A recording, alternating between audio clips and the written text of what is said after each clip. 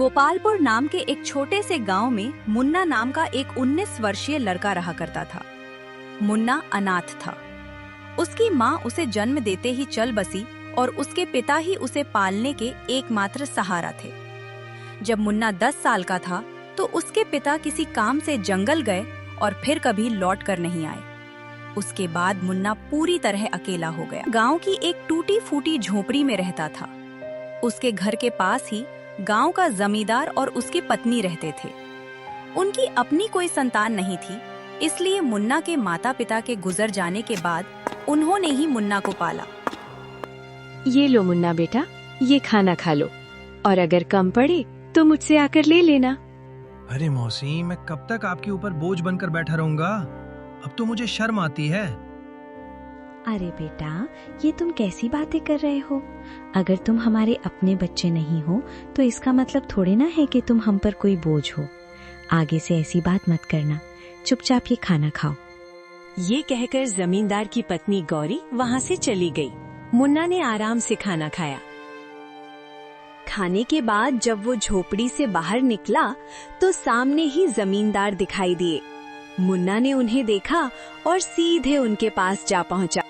मुन्ना बेटा, खाना खा लिया है ना? जी जमींदार जी, 10 वर्ष की उम्र से लेकर अब तक आप ही मेरा ख्याल रखते आए हैं, पर अब मुझे शर्म आने लगी है। अब मैं कुछ काम करना चाहता हूँ। इसमें शर्म की क्या बात है बेटा?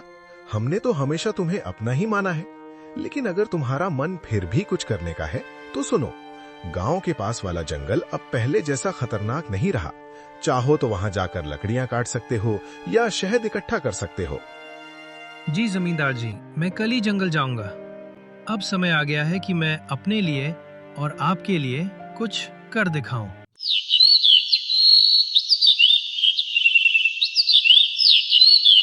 अगले दिन मुन्ना एक कुल्हाड़ी लेकर जंगल की ओर चल पड़ा। कुछ ही देर में वो जंगल पहुंच गया। जंगल में कदम रखते ही उसने सोचा, कुछ भी कहो, जमींदार जी ने बचपन से लेकर अब तक मेरी बहुत मदद की है। अब समय आ गया है कि मैं अपने पैरों पर खड़ा होकर दिखाऊं और अब मैं उनकी सेवा करूं ताकि उन्हें अपनी संतान की कमी महसूस ना हो और वे हमेशा खुश रहें। अभी मुन्ना ये सोच ही रहा था कि अचानक उसकी नजर एक कोयल पर पड़ी जो उसे बड़े ध्यान से देख रही थी। अरे, ये कोयल मुझे इतनी गौर से क्यों देख रही है? इसका आकार तो बाकी कोयलों से बड़ा है और देखने में भी ये कुछ डरावनी लग रही है।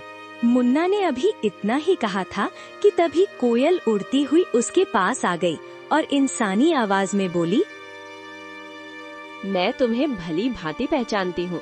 तुम्हारा नाम मुन्ना है और तुम लल्लन के बेटे हो। कोयल को बोलते हुए देखकर मुन्ना बहुत डर गया और बोला, ये कैसे मुमकिन है?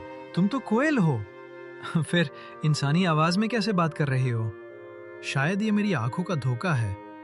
भला कोई कोयल इंसानों की तरह बोल सकती है? नहीं, ये तुम्हारी आंखों का धोखा नहीं है। मैं सचमुच बोलने वाली कोयल हूँ। असल में मैं भी कभी इंसान थी, लेकिन एक तांत्रिक ने मुझ पर श्राप दे दिया और मैं कोयल की शक्ल में बदल गई। मैं तुम्हारे पिता के रहस्यों के बारे में सब कुछ जानती हूँ। वे कुछ समय पहले जंगल गए थे और फिर कभी वापस नहीं आए। अरे न जाने कौन हो तुम। मैं ऐसे कैसे तुम्हारी बात पर विश्वास करूं? कभी सोचा है तुमने? तुम पिछले कई वर्षों से बिना पिता के रह रहे हो, लेकिन गांव में कोई भी तुम्हारे पिता के बारे में बात नहीं करता। तुम्हारी कोई मदद नहीं करता सिवाय तुम्हारे गांव के जमींदार के। लेकिन मैं तुम्हारे पिता के बारे में सब कुछ बता सकती हूँ। तुम्हारे पिता अभी जिंदा हैं और मुझे ये भी पता है कि वे कहाँ हैं। अच्छा, तो बताओ मेरे पिता कहाँ हैं? मैं उनसे मिलना चाहता हूँ। मैं तुम्हें जरूर बताऊंगी, मगर उससे पहले तुम्हें मुझे इस श्राप से मुक्त कराना होगा। अरे, मुझे तो लगता है कि ये कोई राक्षस है जो मुझे अपने जाल में फंसा रहा है। इससे पहले कि ये मुझे नुकसान पहुंचाए, मुझे यहाँ से भागना होगा। ये सोचते ही मुन्ना तेजी से गांव की ओर दौड़ पड़ा और कुछ ही पलों में अपने घर पहुंच गया। घर पहुंचकर मुन्ना हांफते हुए बोला, अरे बाप रे, ये जंगल तो बहुत खतरनाक है। यहाँ तो जानवर भी इंसानों की तरह बातें करते हैं। मुझे तो लगता है कि वो जरूर कोई राक्षस था। मैं अब कभी उस जंगल में नहीं जाऊंगा। अभी मुन्ना ये सोच ही रहा था कि उसी समय जमींदार की पत्नी उसके लिए खाना लेकर आ गई और मुन्ना को घबराया हुआ देखकर वो बोली, अरे मुन्ना बेटा, ये घबराए हुए क्यों हो? और तुम्हें पसीना भी आ रहा है। सब खैरियत तो है ना? कुछ नहीं चाची, बस थोड़ा सा सिर दर्द हो रहा था। अरे बेटा, अगर तबीयत ठीक नहीं है तो काम मत करो। लो पहले ये खाना खा लो और थोड़ा आराम कर लो। मुन्ना ने चाची से सर दर्द का बहाना बनाकर सच्चाई छिपा ली। चाची ने ज्यादा सवाल नहीं किए, बस खाना उसके हाथ में दिया और धीरे से कमरे से बाहर चली गईं। मुन्ना ने खाना खाया और सो गया।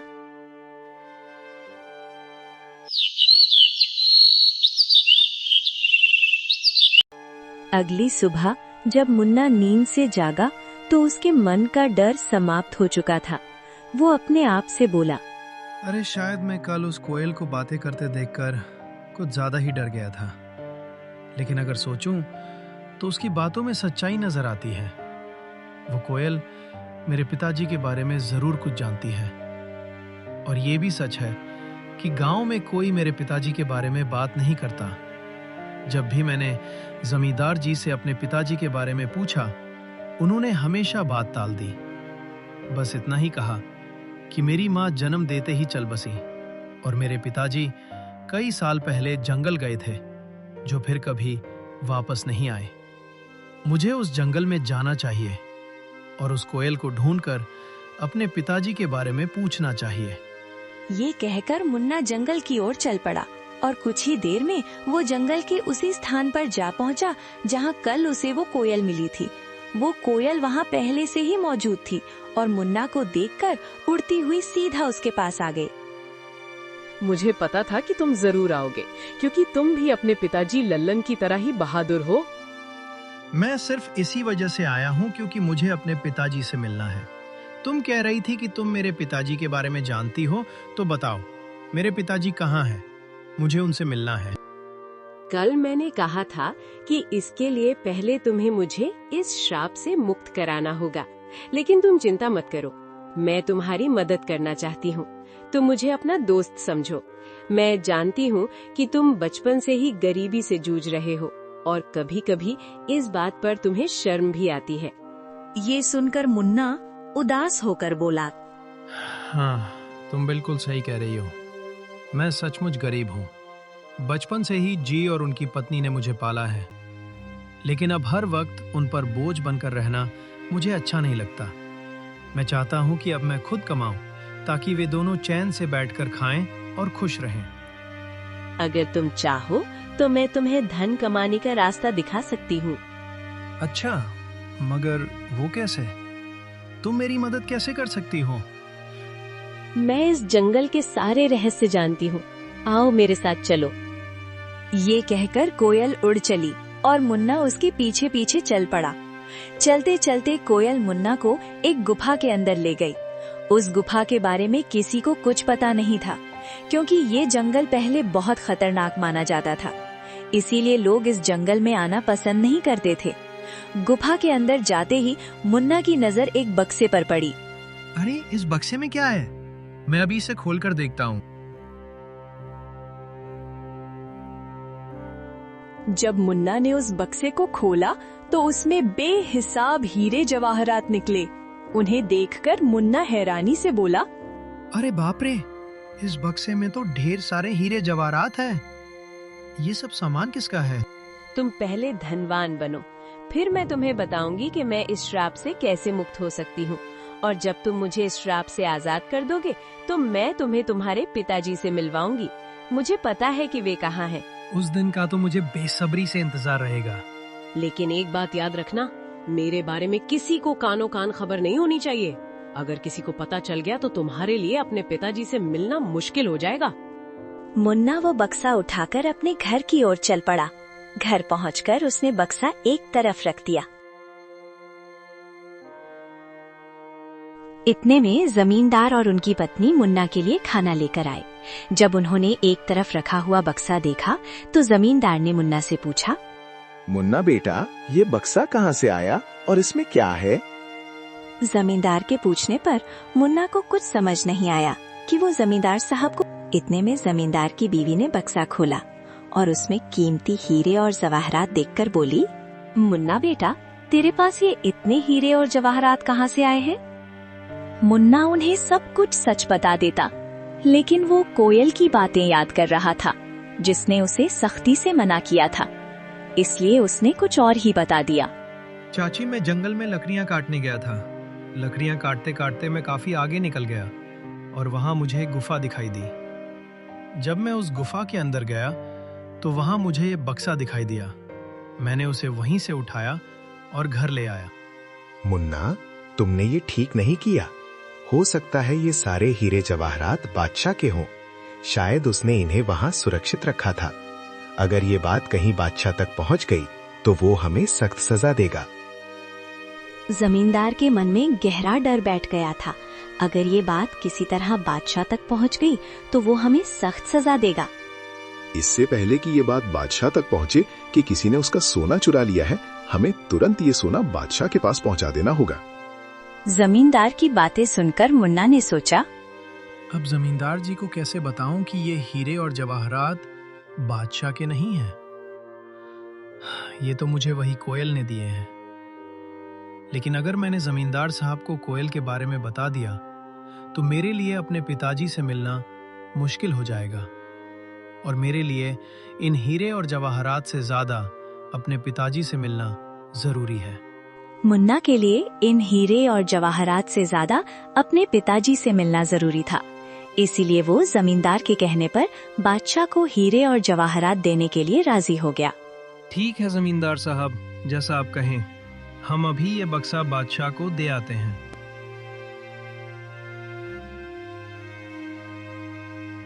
ये कहकर मुन्ना ने वो बक्सा अपने सर पर उठा लिया। फिर वो और जमींदार बादशाह की ओर चल पड़े और कुछ ही देर में वे बादशाह के दरबार में दाखिल हो गए। बादशाह के सामने बक्सा रखकर जमींदार ने कहा, बादशाह सलामत, ये लड़का मेरा पड़ोसी है। ये लकड़ियां काटने जंगल गया था और वहां एक गुफा में इसे ये हीरे जवाहरात का बक्श मिला। हमें शक हुआ कि शायद ये आपका ही है, इसलिए हम इसे फौरन आपके दरबार में ले आए हैं। ये सब सुनकर बादशाह के दिल में लालच जाग उठा, क्योंकि वो जानता था कि ये बक्सा उसका नहीं है। लेकिन इतने कीमती हीरे जवाहरात देखकर उसके मन में ये ख्याल आया, ये हीरे जवाहरात असल में मेरे नहीं हैं, मगर जब ये किस्मत से मेरे पास आ ही गए हैं तो मैं इन्हें बेकार क्यों जाने दूं? बेहतर यही होता है कि मैं इन लोगों को इसके बदले कुछ इनाम दे देता हूं, ताकि वे खुश हो जाएं और ये खजाना भी मेरे पास ही सुरक्षित हो जाए। ये सोचकर बादशाह ने उनसे कहा, हाँ, ये बक्सा मेरा ही है। मैंने ही इसे वहां सुरक्षित किया हुआ था, लेकिन तुम दोनों ने ईमानदारी से ये संदूक मेरे दरबार में लाकर बहुत अच्छा किया है। मैं तुम्हारी इस सच्चाई से खुश हूँ, इसलिए तुम्हें इनाम दिया जाएगा। ये कहकर बादशाह ने अपने सिपाहियों से कहा, सिपाहियों, ये संदूक इनसे ले लो और खजाने में रख दो।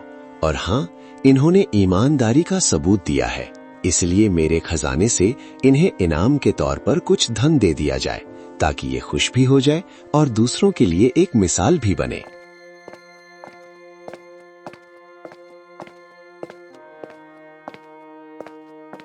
सिपाहियों ने बादशाह के आदेश पर उनसे वो संदूक ले लिया और उसके बदले इनाम के तौर पर उन्हें कुछ धन दे दिया।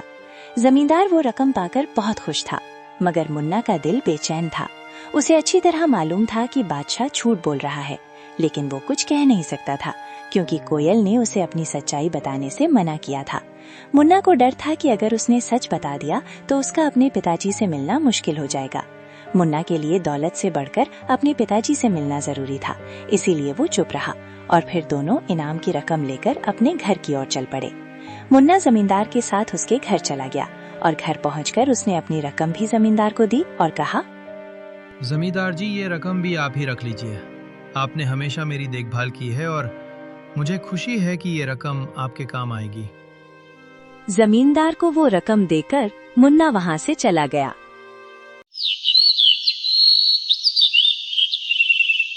अगले दिन सुबह होते ही मुन्ना फिर से जंगल की ओर चल पड़ा और कुछ ही देर में वो जंगल की उसी जगह पहुंच गया जहां उसे वो कोयल मिली थी। तभी वहां एक साधु आ पहुंचा जो एक बरगद के नीचे बैठा था। उसने मुन्ना से पूछा, अरे बेटा, तुम कौन हो और इस जंगल में क्या कर रहे हो? मैं लल्लन का बेटा हूँ और मैं इस जंगल में आता जाता रहता हूँ। ये सुनकर साधु चौंक तो गया मगर कुछ नहीं बोला और चुपचाप वहाँ से चला गया। साधु के जाते ही कोयल उड़ती हुई वहाँ आ पहुँची। वो साधु तुमसे क्या कह रहा था? कुछ नहीं, वो बस पूछ रहा था कि तुम कौन हो और यहाँ क्या कर रहे हो। मैंने बताया कि मैं लल्लन का बेटा हूँ और यहाँ आता जाता रहता हूँ। ये साधु असल में एक धोखेबाज है। उसने सिर्फ साधु का वेश ओढ़ रखा है, लेकिन अंदर से वो एक शैतान है। मुझे उस साधु से कोई मतलब नहीं है। मुझे सिर्फ तुम और अपने पिताजी की परवाह है। बस तुम बताओ कि मैं तुम्हें उस श्राप से कैसे मुक्त करवा सकता हूँ। अच्छा, तो चलो फिर मेरे साथ। वो मुन्ना को एक गुफा के अंदर ले आई, जहाँ एक शीशे की बोतल पड़ी थी जिसमें जल भरा हुआ था। कल पूर्णिमा की रात है। तुम्हें आधी रात को इसी जगह आकर आंखें बंद करके उस बोतल को तोड़ना होगा। बोतल टूटते ही मैं श्राप के प्रभाव से मुक्त हो जाऊंगी और फिर तुम्हें ये राज बताऊंगी कि तुम्हारे पिता कहाँ हैं। क्या मैं इस बोतल को अभी तोड़ दूं? नहीं, कल पूर्णिमा की रात है। तुम इसे सिर्फ कल ही तोड़ सकते हो। इतना कहकर वो कोयल वहाँ से उड़ गई और मुन्ना भी अपने घर की तरफ चल पड़ा। और दूसरी तरफ वो साधु छुपकर उन दोनों की बातें सुन रहा था। वो भी मुन्ना के पीछे चल पड़ा। जब मुन्ना अपने घर के करीब पहुंचा तो उसने साधु को अपने पीछे आते देखा और वहीं रुक गया। साधु करीब आकर मुन्ना से बोला, मैंने अपनी आँखों से देखा है कि तुम कोयल से बात कर रहे थे। देखो, तुम इस कोयल को नहीं जानते। वो कोई साधारण कोयल नहीं है। मैं सब जानता हूँ, लेकिन वो कोयल मेरे पिताजी के बारे में जानती है और मैं किसी भी कीमत पर अपने पिताजी को पाना चाहता हूँ। तुम्हारे पिताजी अब इस संसार में नहीं रहे। वो कोयल तुम्हें फंसाकर श्राप से मुक्ति पाना चाहती है। ये सुनकर मुन्ना क्रोधित हो गया। अरे साधु महाराज, मैं साधुओं का सम्मान करता हूँ, मगर तुम्हारे जैसे पाखंडी साधुओं का नहीं। याद रखो, इसके आगे मैं एक भी शब्द बर्दाश्त नहीं कर सकता। बेहतर है चुपचाप यहाँ से निकल जाओ। साधु कुछ कहने ही वाला था कि राजू ने उसे धक्का दे दिया और कहा, चले जाओ वरना तुम्हारे लिए अच्छा नहीं होगा। ये कहकर राजू अपने घर चला गया। और दूसरी तरफ जमींदार और उसकी बीवी जब अपने घर से निकले तो उनकी नजर साधु पर पड़ी।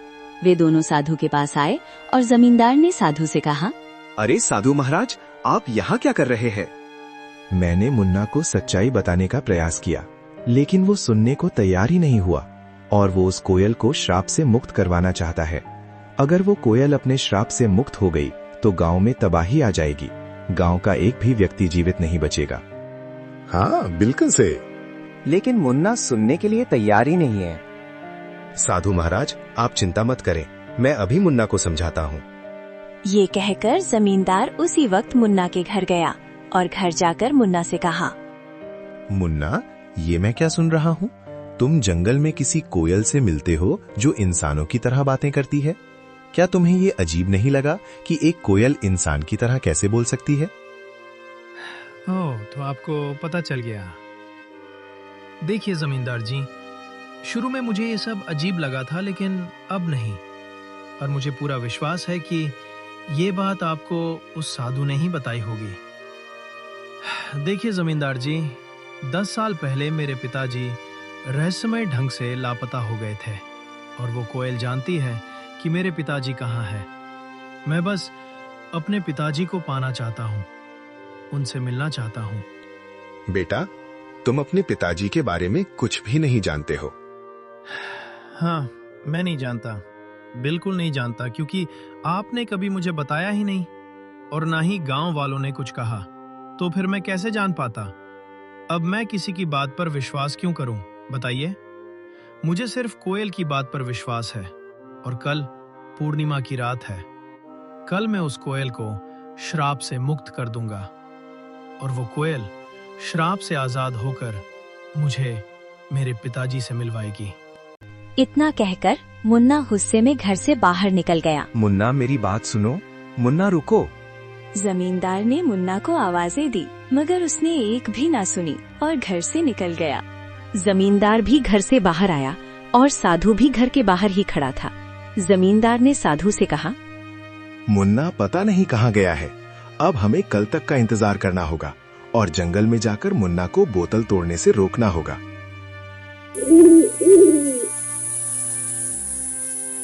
अगली रात साधु जमींदार को लेकर जंगल में उस गुफा के पास ले गया और कहा, यही वो गुफा है जहाँ वो बोतल पड़ी है जिसमें उस डाइन कोयल की शक्तियाँ हैं। मुन्ना यहाँ आता ही होगा, हम एक तरफ छुप जाते हैं। ये कहकर वे दोनों गुफा की एक तरफ छुप गए और उसी वक्त मुन्ना वहाँ आ जाता है। मुन्ना को देखकर वो कोयल उड़ती हुई मुन्ना के पास आई और बोली, यहाँ साधु और जमींदार आए हैं। वे गुफा के एक तरफ चुपचाप खड़े हैं। वे तुम्हें इस बोतल को तोड़ने से रोकेंगे, पर तुम उनकी बात मत मानना। अगर तुम उनकी बात मान लो तो तुम कभी अपने पिताजी से नहीं मिल पाओगे। नहीं, मैं उनकी बात नहीं मानूंगा। ठीक है, तो तुरंत जाओ, वो बोतल उठाकर ले आओ और उसे तोड़ डालो। मुन्ना जल्दी से गुफा के अंदर गया और वो बोतल उठा लाया। जैसे ही वो उस बोतल को तोड़ने लगा तो साधु और जमींदार वहाँ आ गए। मुन्ना रुको, इस बोतल को मत तोड़ो, तुम बहुत बड़ी गलती कर रहे हो। नहीं, मुझे किसी भी हाल में अपने पिताजी से मिलना है। मुन्ना ध्यान से सुनो, ये कोयल कोई साधारण पक्षी नहीं बल्कि एक डायन है। आज से 10 साल पहले जब तुम छोटे थे, इस डायन ने पूरे जंगल पर कब्जा कर रखा था। जो भी गलती से इस जंगल में जाता फिर कभी लौटकर नहीं आता था। तब तुम्हारे पिताजी और मैंने मिलकर ठान लिया कि इसे रोकना ही होगा। हमने साधु महाराज से उपाय पूछा। उन्होंने बताया कि इस अभिशाप को खत्म करने के लिए तुम दोनों में से किसी एक को जंगल के पास वाले कुएं में अपनी जान देनी होगी। तुम्हारे पिताजी बहादुरी से आगे आए और ये बलिदान स्वयं देने का निश्चय किया। उन्होंने कुएं में छलांग लगाई और साधु महाराज ने उस डायन की सारी शक्तियां एक बोतल में कैद कर दी और उसे कोयल में बदल दिया। इस तरह ये जंगल सुरक्षित हो गया। मगर ये राज हमने किसी को नहीं बताया। गांव वाले कुछ नहीं जानते। ये बात सिर्फ मुझे और साधु महाराज को मालूम थी, इसलिए हमने तुम्हें भी कभी नहीं बताया। लेकिन अगर तुमने ये बोतल तोड़ दी तो ये फिर से अपने असली रूप में आ जाएगी। ये सिर्फ उसकी एक चाल है। ये लोग झूठ बोल रहे हैं। सच्चाई वही है जो मैं कह रही हूँ। अगर मेरे मन में कोई चाल होती तो मैं तुम्हारी मदद क्यों करती? क्या गांव वालों ने कभी तुम्हारी मदद की? नहीं। तुम्हें धन, सामान, हीरे, मोती सब मैंने दिए। अब मैं तुम्हें तुम्हारे पिताजी से भी मिलवा रही हूँ। मुन्ना भ्रम में पड़ गया और उसने वो बोतल जमीन पर फेंक कर तोड़ दी। फिर अचानक वो मुन्ना, तुमने मेरा बड़ा काम आसान कर दिया। अब मैं आजाद हूँ और अब तुम सबकी शामत आ गई है। आज मैं तुम में से किसी को भी जिंदा नहीं छोड़ूंगी। मुन्ना, तुमने बहुत बड़ी गलती कर दी है। अब ये डायन हमें किसी भी हाल में जिंदा नहीं छोड़ेगी। मुझे माफ कर दीजिए जमींदार साहब, मैं उसके बहकावे में आ गया था। क्या अब इसका कोई हल नहीं बचा? इसका बस एक ही हल है कि हमें तुरंत उस कुएं के पास जाना होगा। ये कहकर वे तीनों कुएं की ओर भागे और वो डायन भी उनके पीछे आ गई। वहाँ पहुंचकर साधु ने कहा, अगर तुम इस डायन से छुटकारा पाना चाहते हो तो तुम दोनों में से किसी एक को उसी कुएं में छलांग लगाकर अपनी कुर्बानी देनी होगी। साधु की बात सुनकर मुन्ना तुरंत बोला, ये मुसीबत मैंने खुद मोल ली है, इसलिए इससे मुक्ति भी मैं ही दिलवाऊंगा। ये कहकर मुन्ना ने कुएं में छलांग लगा दी और अपनी जान कुर्बान कर दी। साधु ने तुरंत डायन को फिर से एक कोयल के रूप में बदल दिया, मगर इस बार उसके पास इंसानों की तरह बोलने की शक्ति भी नहीं रही। जमींदार को मुन्ना के जाने का बहुत दुख था, मगर वो क्या कर सकता था। इसीलिए वो घर लौट आया और धीरे धीरे फिर से हंसी खुशी जीवन बिताने लगा।